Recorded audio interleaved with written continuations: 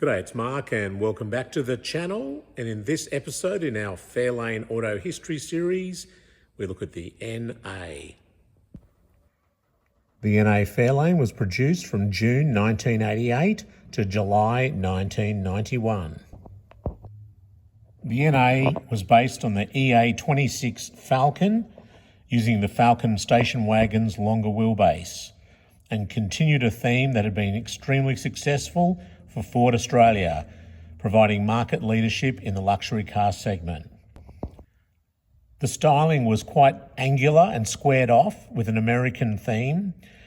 The doors, as per the EA Falcon, had similar door handles to the Ford Taurus design, which was part of Ford's worldwide styling theme.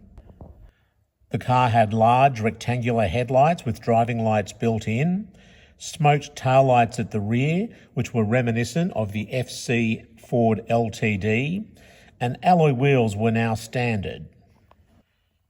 In a rather curious fashion, the car also had a colour-keyed front grille instead of the typical chrome, but this was to be remedied at a Series 2 model at a later date. The car had the multi-point 3.9 litre overhead cam engine, which was the top-of-the-range engine available in the Falcon series, plus a 3-speed automatic transmission. There was improved adjustment of the seats and also the steering wheel, a better sound system, improved comfort, and better handling. Part of the reason for the improved handling was the new front suspension, which was a short and long arm, long spindle, or SLALS front suspension, which was designed to match similar suspension systems used on Hondas. I remember when these cars were released and I went to one of my dealers. I was working at Mitsubishi at the time and as a rural field manager, and I remember going across to one of my dealers who was also a joint Ford dealer, and there I got all the brochures for the Falcon, the Fairlane and the LTD. I still have them to this very day.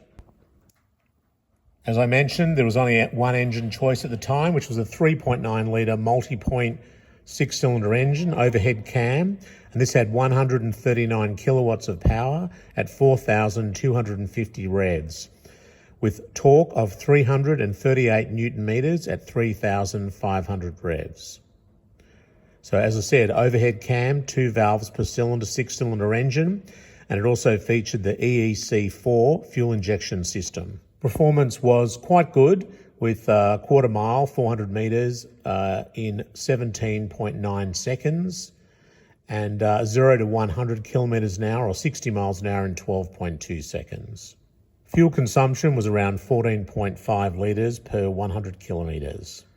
I mentioned the front suspension. At the back there was a live rear axle with the Watts linkage and telescopic shock absorbers with coil springs and a stabiliser bar. The cars had a comfortable ride and exhibited good handling, and were able to handle rough roads, particularly out in the country, which was a common occurrence in regional Australia.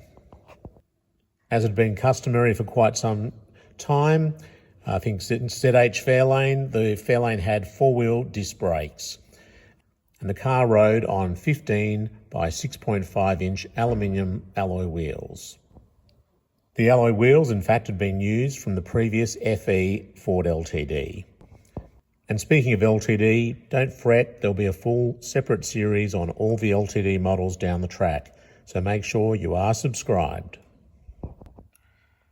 The Fairlane really looked, apart from the door handles, unlike any other car really in the Ford world. It was quite a unique vehicle, long and appeared somewhat narrow, I feel, compared to the Falcon with this new restyle. The car was 5,220 millimetres long. It had a width of 1,857 millimetres, a wheelbase of 2,921 millimetres. The height was 1,420 millimetres. The front track was 1,558 millimetres at the front and 1,545 at the rear. Curb weight, depending on equipment levels, varied between 1,555 kilograms and upwards. And the car had a fuel tank capacity of 68 litres. The price of the Fairlane at introduction was $33,960. The main rival to the Ford Fairlane at that stage was the Holden VQ Statesman, a car which I must admit, by then I was working for Holden, and when I saw the first VQ Statesman, I was extremely underwhelmed, particularly with the rear styling of the car. Although certainly with the 5-litre fuel-injected V8 and the independent rear suspension, the driving experience was quite good. But stylistically, the Fairlane certainly had much greater differentiation compared to the Falcon than the VQ Statesman did to the VN Commodore. Some of the features of the Fairlane included standard automatic transmission, which was a 3-speed, air conditioning, power steering, power windows, power mirrors, central locking, a radio cassette player with AM/FM radio and 4 speakers, adjustable steering, adjustable height adjustment. The driver's seat also had a height adjustment feature. The cars had cloth seats, and the dashboard was a combination of digital and analog. Quite nice dashboard.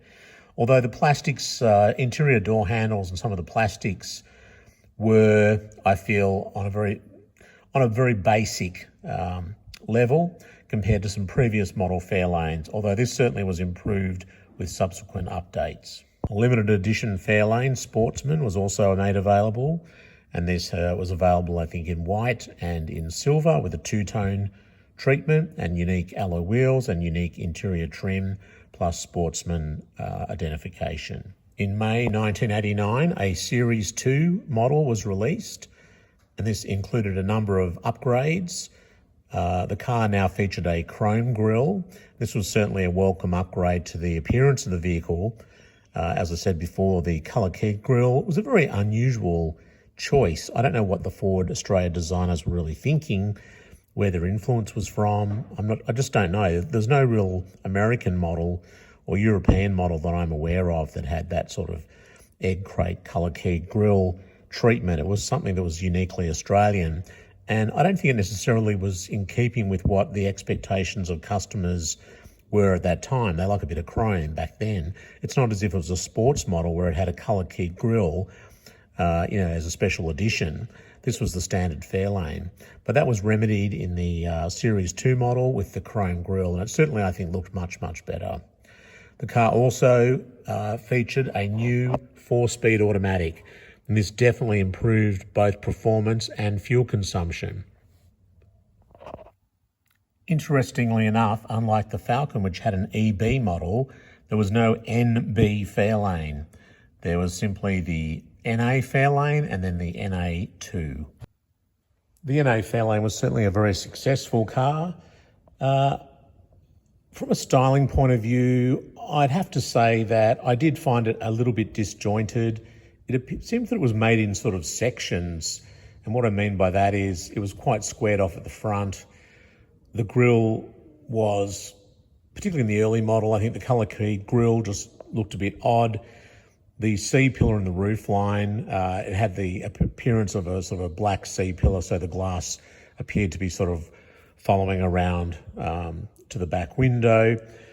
But it had a little bit of a prefab look to it, I have to be honest. And I think the later Fairlane certainly improved that more integrated appearance. But despite all of that, and despite my own point of view, and certainly once we went to NA Series 2 and later model Fairlanes, they certainly started making the cars look a lot better, more stand-up emblems, pinstriping, better wheels, and certainly just improved the appearance. And I think the car then sort of came into its own.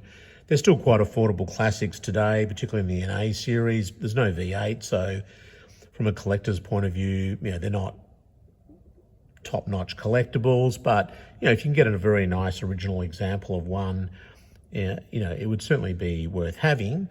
Same with an EA Falcon. If you want to know more about the EA Falcon, make sure you check out my episode on the EA. It's quite a comprehensive episode. It was actually voted in the Ford world as the best-looking car in the Ford family throughout the world at the time of its release. The Falcon, that is, not the Fairlane. But as I said, the car was successful and there was a total of 19,798 NA Fairlanes built across Series 1 and Series 2. Well, I hope you enjoyed that episode on the NA Fairlane.